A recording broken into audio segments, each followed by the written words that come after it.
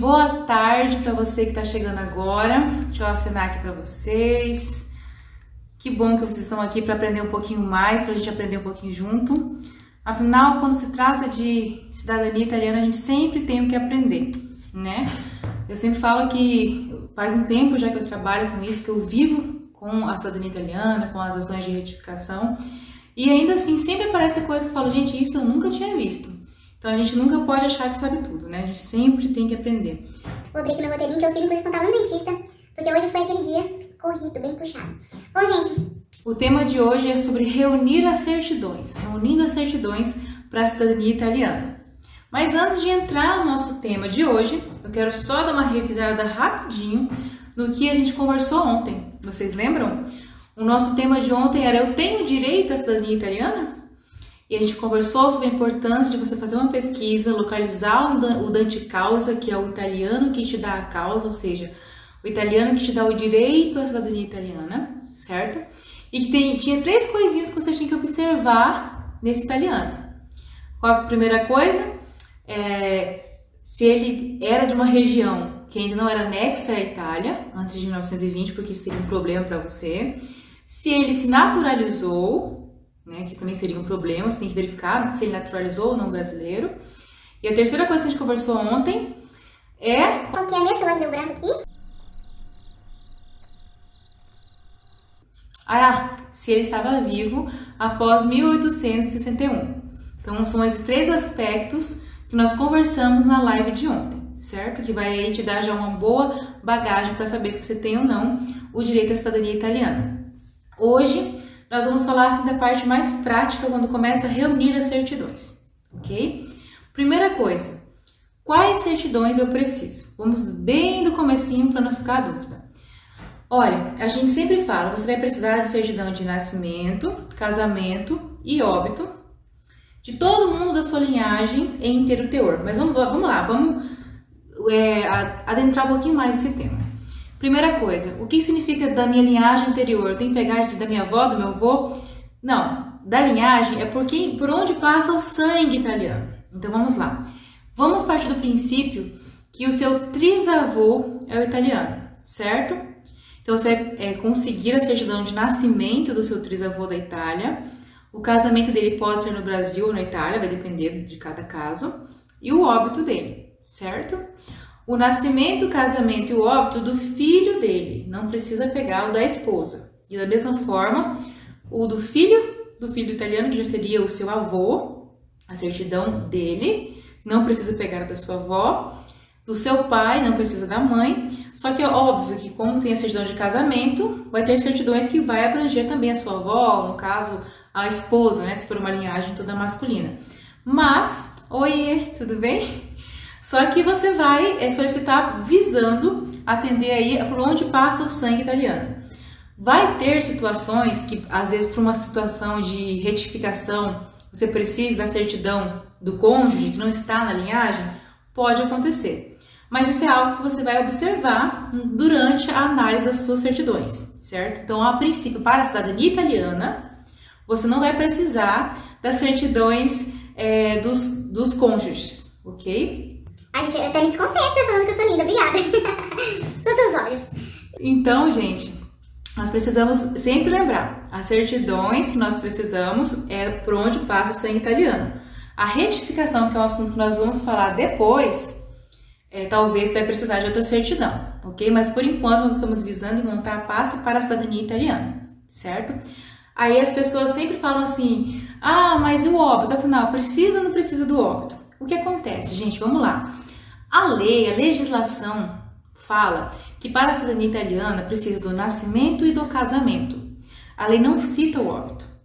Acontece que existe a possibilidade, é previsível na lei, a possibilidade de pedir documentações complementares. Não, se eu quiser, né, ou a pessoa que vai analisar, o oficial do Estado Civil que vai analisar, ele pode pedir documentos complementares. Então, existem alguns locais, algumas cidades, alguns comunes na Itália que pedem o óbito, certo? A gente não sabe qual que pede e qual não pede. Por isso que a gente sempre fala, junta o óbito, leva o óbito. Ou então, vamos retificar, já faz análise constando o óbito, Porque, gente, quando se trata de cidadania italiana, pular fase é um engano muito grande que você pode cometer. Porque, assim, às vezes a gente fala assim, mas eu não sei se vai precisar do óbito, eu vou gastar R$100 numa certidão de óbito, eu não vou juntar o óbito, não.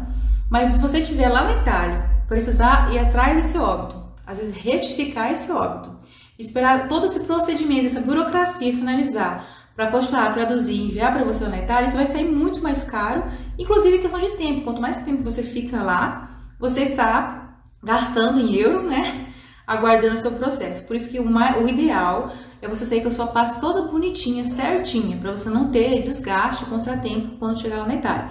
Mas é fato que é muito possível você conseguir esse reconhecimento da sua cidadania sem juntar a certidão de óbito. E, inclusive, no processo judicial, isso é muito comum.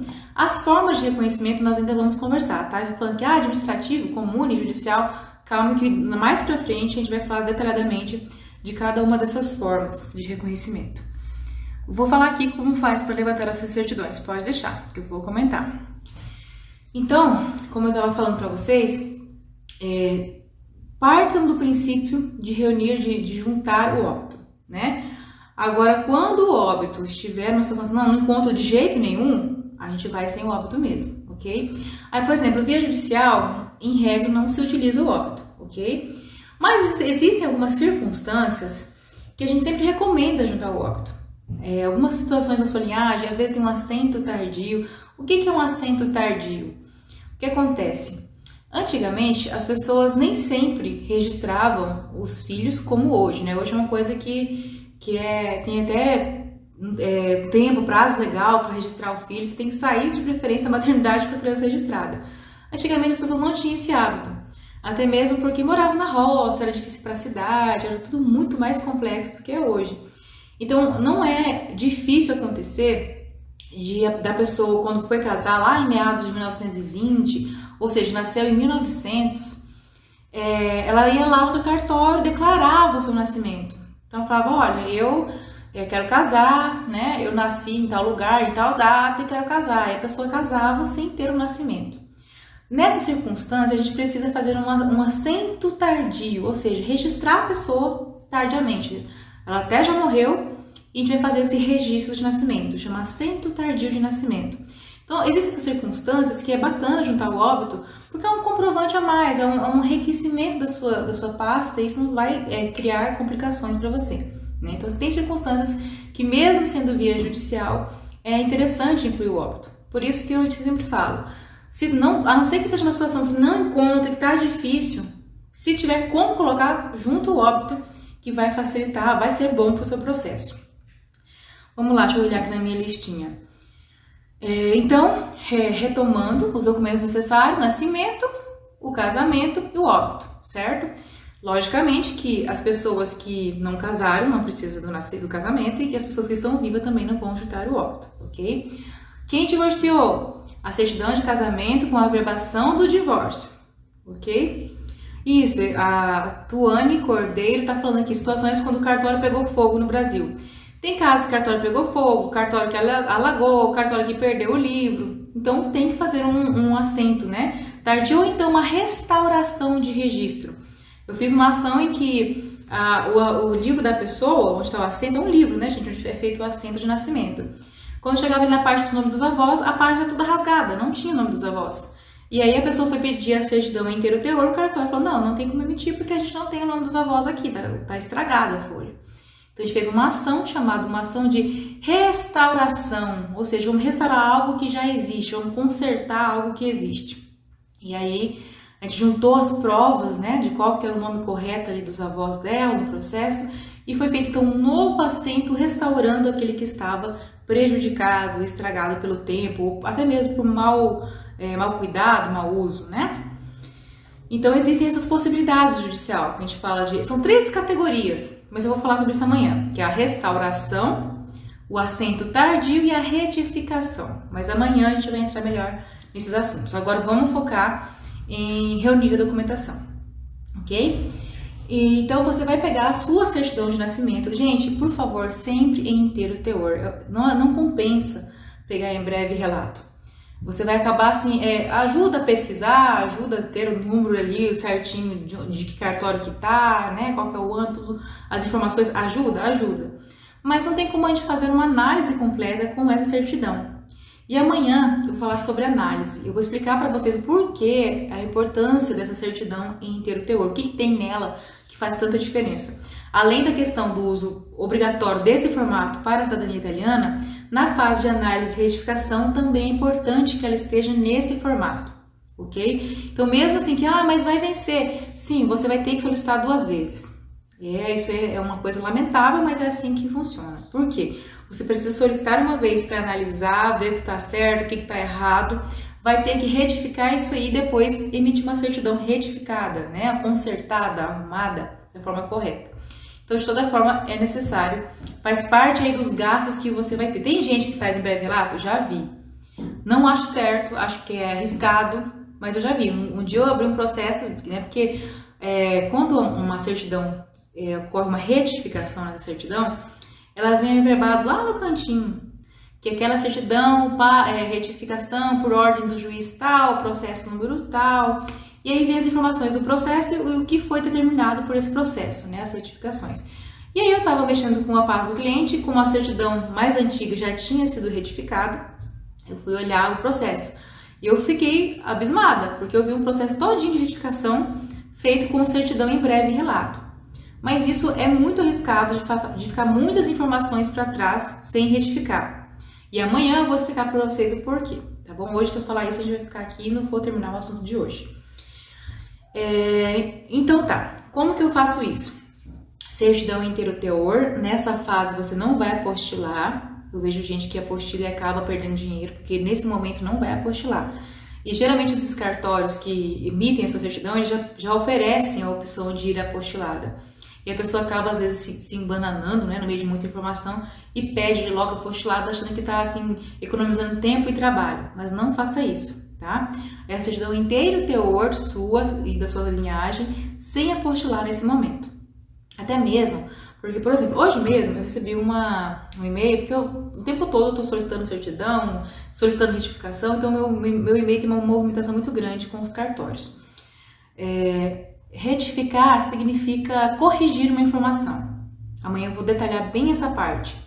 Mas é isso que significa. Retificar é mudar aquela informação, corrigir. É sinônimo de corrigir, ok? Então, deixa eu só lembrar onde eu estava aqui. Falando do cartório, eu sempre comunico muito com o cartório, né? E hoje mesmo eles me encaminharam uma mensagem: podemos emitir a certidão, se você quiser já encaminhamos a apostilada. O valor da apostila acho que estava 153. Então, assim, nesse cartório, nesse estado, uma apostila é R$153. Existem cartórios que é 80, 60, 50 e você pode apostilar em outro estado.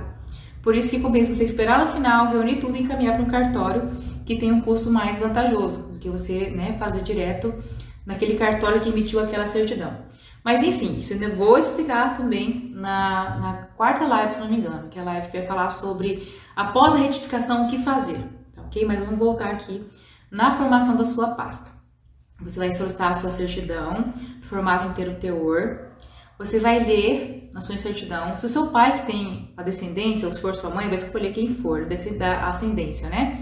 Se for seu pai, vai estar lá escrito, provavelmente, informações sobre o casamento dos seus pais. Se você não tiver essa informação com a família, né? Ou então, provavelmente, onde nasceu o primeiro filho do casal, é o local onde está o casamento, tem essa tendência muito grande. Eu sempre brinco, né, que na nossa geração atual, é bom que a nossa geração reconheça a cidadania, sabe? Porque para os nossos filhos vai ser mais difícil, para os nossos netos, porque hoje em dia a gente não tem mais essa questão, assim, tanto de casar, depois ter filho, às vezes a gente nem casa e tem os filhos, né? Mas antigamente tinha mais essa tendência das pessoas casarem e 9 meses depois nascer o primeiro filho, era uma coisa que acontecia com mais frequência. Então, se o casal, nesse intervalo de 9 meses, estava na mesma cidade, provavelmente o casamento do casal está na mesma cidade do nascimento do primeiro filho, ok? Mas olha só, você então vai começar a reunir essas certidões. Pegar o casamento do seu pai, aí no casamento do seu pai vai vir escrito onde ele nasceu.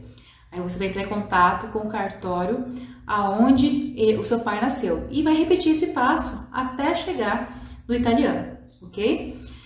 Um detalhe importante, eu sempre falo, gente, às vezes quando você não está encontrando o documento, é porque nem sempre o local que a pessoa nasceu é o local onde está o registro. Isso é interessante, eu já vi muito caso assim. O que acontece? Ó, na minha família mesmo tem caso assim, a minha família é do Paraná, né? E aí uma turma nasceu lá na cidade de Cambé, do interior do Paraná. E aí eles nasceram tudo lá. Aí você pega a certidão lá de casamento, tá escrito lá, fulano de tal, nascido em Cambé, na data tal, tal, tal. Bom, você pega a certidão de casamento da pessoa, tá falando que ela nasceu em Cambé, o que você vai fazer? Vai entrar em contato com o cartório de Cambé. Olha, eu quero a certidão do fulano de tal. Aí o cartório de Cambé fala assim, não existe aqui. Aí você desespera. Como assim não existe? Tá falando que é Cambé e você fica sem saber o que fazer. O que acontece? O que aconteceu na minha família e acontece em muitas famílias. Um punhado de filhos nasceu em Cambé. Só que eles moravam numa roça, no interior, não tinha esse negócio de pegar o carro e ir registrar filho. Então ia nascendo um, nascendo outro, ia nascendo, né? Os filhos iam nascendo. E o que aconteceu? Eles mudaram depois de uns 3, 4 anos para Autônia, é outra cidade interiorzinho do Paraná. E aí, quando tinha esses 4, 5 filhos nascidos, foram lá no cartório de Autônia, né, e falaram, ó, quero registrar meus filhos. E no cartório de Autônia registrou os 4 filhos, falando que nasceu em Cambé. Ninguém falou que nasceu em Autônia, nasceu em Cambé. Mas o registro foi feito em Autônia. Então, assim, às vezes, quando acontece isso, a gente fica assim, que nem doido, tentando localizar o documento. O ideal sempre é localizar o documento original. Nunca recomendo vocês a partirem para o registro tardio. Não, vamos pesquisar o máximo que puder, tenta descobrir por onde a família andou, por onde a família passou. Essa pesquisa ela é complexa mesmo, mas refazer esses passos é muito importante para você conseguir localizar esses documentos. Deixa eu dar uma lida aqui nos comentários. Deus te abençoe, boa noite. No meu caso, que o meu pai e minhas 2 irmãs já possuem cidadania italiana, quais certidões que preciso providenciar? Olha, isso é um caso muito complicado, depende por onde você vai reconhecer a cidadania, se vai ser pelo consulado que aceita ação de filhos diretos, se vai ser ação de filhos diretos diretamente na Itália, ok? Você tem que verificar certinho como você vai reconhecer a cidadania. Se você for para um comune diretamente na Itália, há chances deles pedirem desde o italiano, desde o começo, igual a todos os outros. Alguns não aceitam diretamente do seu pai, embora isso não faz sentido, mas enfim, a gente não vai querer discutir com eles o que eles aceitam e o que não aceitam. Não tem nem a nacionalidade ainda, a gente tá comprando briga, né? A gente às vezes faz isso. Deixa eu continuar aqui. Nós estamos falando sobre a solicitação das certidões, né? Gente, procedimento junto aos cartórios. Afinal, como que funciona falar com os cartórios? Eu acho graça, tem um cliente, eu gosto muito dele, gente boa pra caramba. E aí, quando a gente começou, ele começou comigo desde o início, desde a pesquisa pelo italiano, a gente localizou, foi um caso que foi muito tranquilo, localizamos tudo bem rápido. E quando você contrata alguém para fazer busca, tem um preço da busca. Antes eu vou só diferenciar a palavra para vocês. Busca e pesquisa, qual que é a diferença?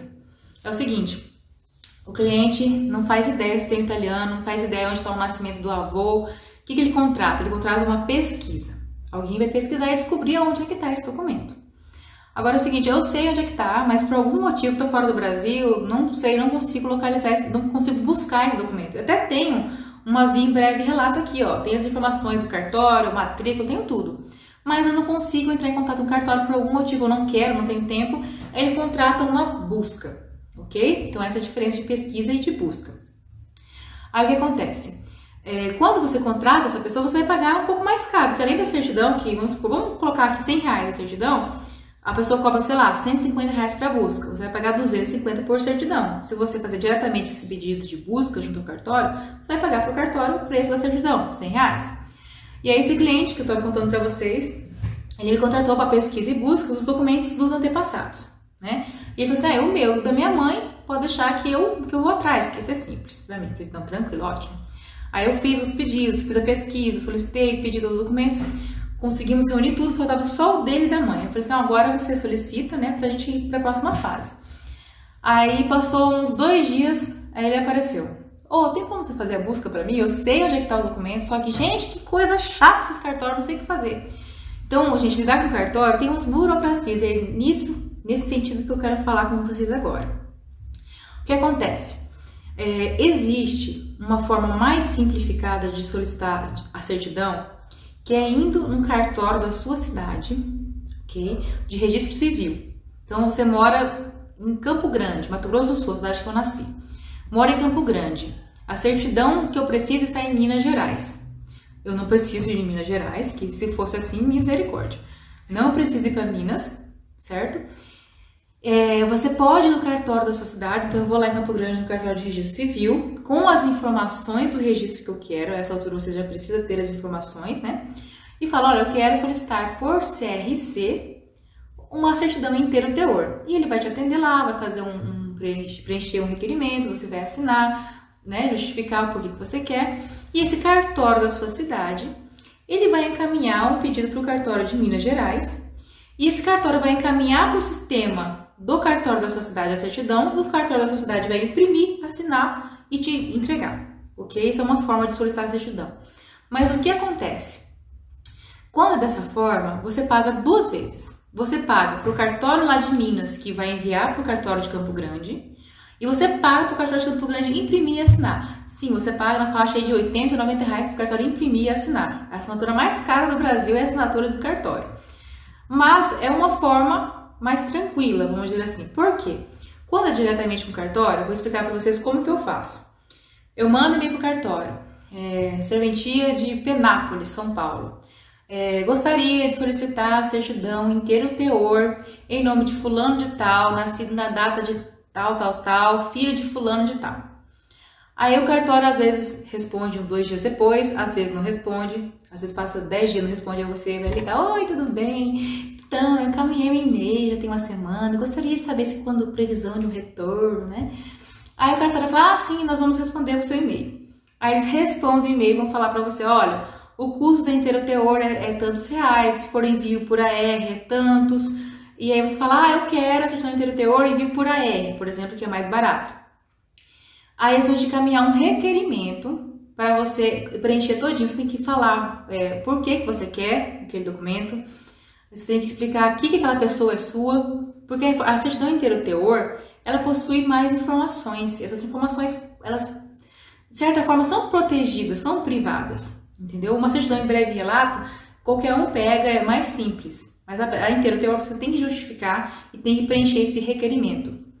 Alguns cartórios aceitam que você pegue esse requerimento, imprime, preencha, vá no cartório mais próximo seu, que você tenha firma aberta, reconheça a sua assinatura para falar, eu mesmo que estou assinando, não é uma pessoa se passando por mim, escaneie esse documento e encaminhe por e-mail. E aí eles vão emitir a certidão inteiro teor e vão encaminhar para você. Ok, esses cartórios, ótimo. Mas tem alguns cartórios que vão pedir para você encaminhar isso por correio, que não vai aceitar digitalizado. Então você vai precisar de reconhecer a firma desse requerimento, juntar com o seu documento pessoal e encaminhar para eles pro cartório por correio. Quando eles receber, abrir esse documento, eles vão atender o seu pedido e então te encaminhar. Então o que acontece? Eu sempre falo para o cliente, existem situações quando o cartório faz esses pedidos assim muito que encaminhe para eles, às vezes leva 10 dias para chegar lá, até eles abrir uma lote de correspondência, encaminhar de novo, isso pode levar muito tempo.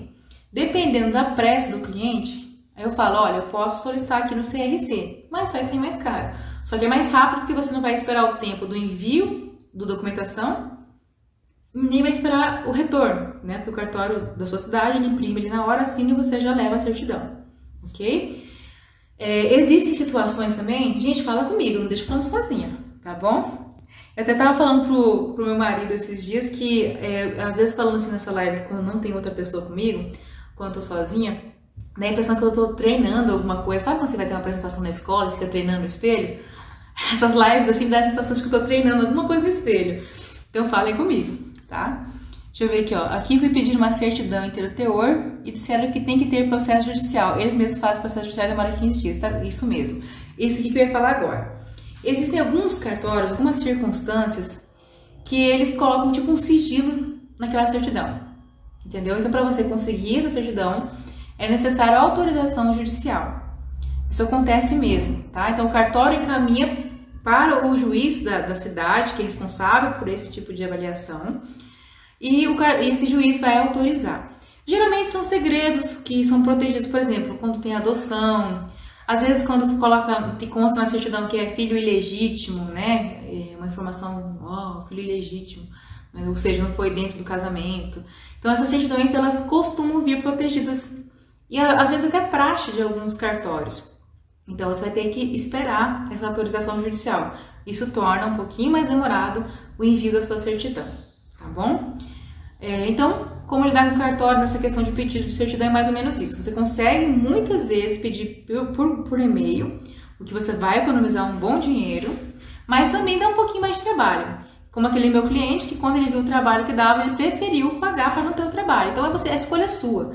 Eu sempre falo, gente, a gente não tem que forçar ninguém a contratar um serviço seu, falando que, olha, não tem outro jeito. Não tem, você pode fazer. Se você prefere fazer e economizar, faça. É muito bom que você faça. Você até aprende a lidar com isso. Agora, você fala, não tenho tempo, não tenho paciência, não gosto, não quero, prefiro pagar, a escolha é sua. Mas eu não tenho problema em te ensinar a fazer, porque, né, se você quer fazer, é bom que você saiba, não tem problema nenhum com isso. É por isso que a gente não pode esconder informação, não.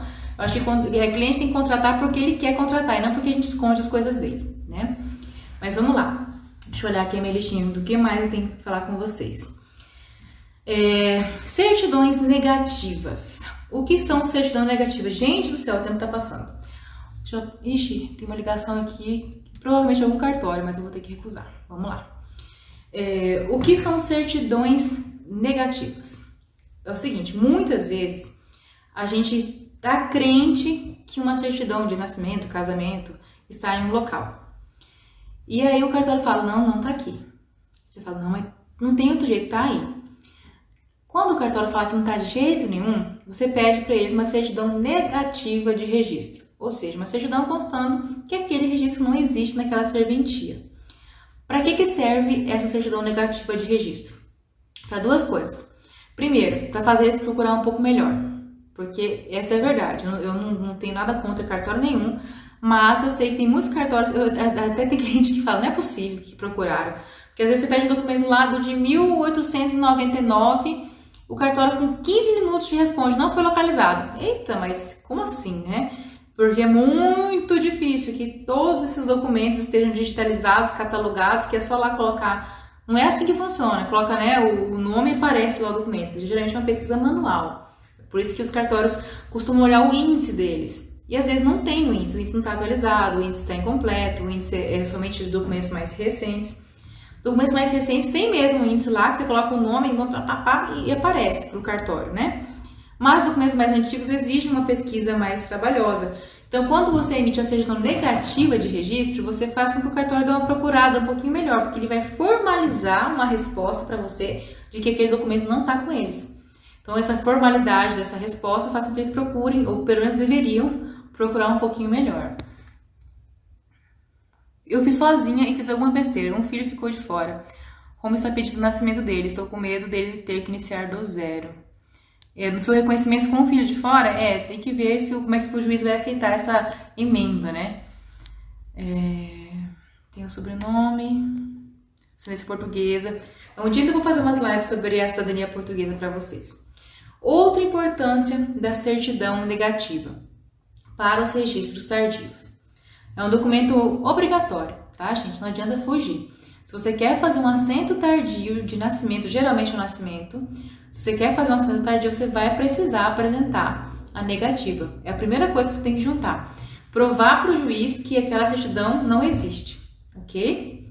Então, a certidão negativa ela é necessária nessas situações que você não encontra de jeito nenhum documento e ele deveria estar naquela cidade, naquele cartório. Deixa eu ver aqui mais. Estamos quase finalizando. Eu acho que eu consegui falar bastante coisa aqui. Falou rápido, né? Sobre quando é necessário. Vamos diferenciar aqui certidões de registro civil e certidões religiosas. Gente, o que acontece? A Igreja Católica era responsável por armazenar essas informações. Então, quando alguém nascia, quando alguém casava, morria, quem fazia tudo isso era a Igreja Católica, ok? Inclusive, quando se tornou obrigatório o registro civil no Brasil, é um marco do Estado laico brasileiro, porque até então era muito junto a igreja com o Estado civil, né? Querendo ou não, você imagina o contexto do Brasil mesmo, que existia, por exemplo, inúmeros escravos que não professavam a religião católica, né, que tinham a própria religião, porém as informações de nascimento, casamento e óbito eram feitas pela Igreja Católica. Então, surgiu a questão da obrigatoriedade do registro civil, e a partir desse momento as pessoas não precisavam mais de fazer nascimento, casamento e batismo na igreja. E para a cidadania italiana, a partir do momento em que se tornou obrigatório o registro civil, a gente precisa apresentar o registro civil. Se não era obrigatório no período, você não precisa apresentar o registro civil, basta o documento religioso. E para sorte nossa, os italianos, em regra, eram muito católicos. Então, assim, não é difícil encontrar documento religioso deles de batismo, muitos deles batizavam mesmo os filhos. Eu só vou pegar aqui a data certinha, porque eu sempre, para não confundir a data, né? Mas olha só, para o nascimento, o registro obrigatório no Brasil é a partir de 1º de janeiro de 1889.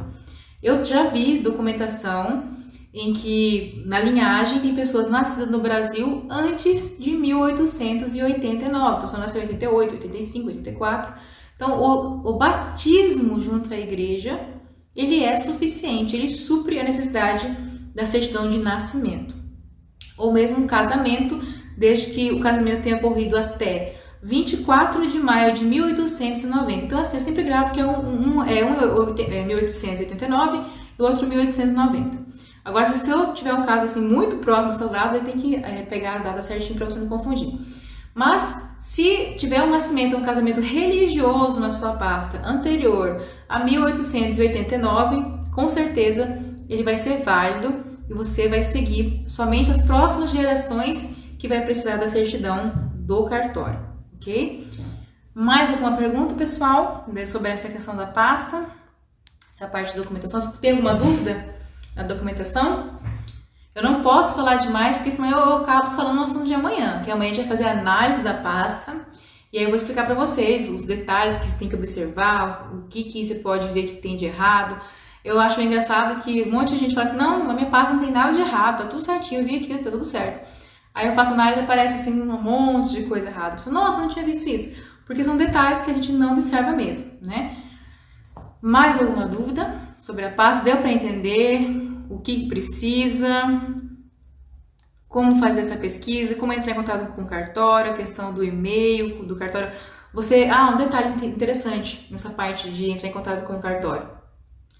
O que eu faço? Existe uma forma de encontrar aqui todos os e-mails, todos os cartórios de cada cidade. Até eu acho que vou criar uma publicação sobre isso, vou fazer um videozinho para mostrar para vocês como é que tem essas informações.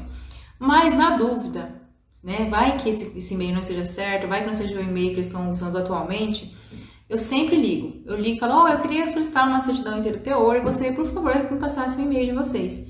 E eles passam o e-mail certinho e aí não tem erro, não tem dúvida. Então, consegue contato direto com o cartório com mais facilidade. Ainda bem que hoje existe essa questão de e-mail, né?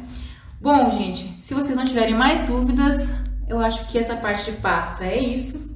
E amanhã a coisa vai começar a ficar mais séria. A gente vai entrar na análise e no outro dia na retificação, ok? Conversamos aí 40 minutinhos. Acho que eu acelerei, mas tá ótimo, né? Já estamos encerrando. Eu quero agradecer a participação de vocês e que a gente possa aí continuar junto para realizar esse sonho, né? Porque eu acredito que para muita gente isso é um sonho. E é um sonho real, um sonho palpável. Deixa eu ver aqui. Como faço para contratar seu serviço? A cidadania do meu pai foi efetuada no consulado de São Paulo. Ó, se você entrar em contato direto comigo, você pode entrar pelo link que tem no WhatsApp, o link que tem no Instagram, tem o link direto pro meu WhatsApp. Ou então aqui mesmo no direct a gente conversa, eu esclareço se você tiver de dúvida, a gente conversa. Tá bom, gente? Muito obrigada pela participação de vocês, espero ter ajudado com esses esclarecimentos e amanhã tem mais, tá bom? Beijo, obrigada, tchau, tchau!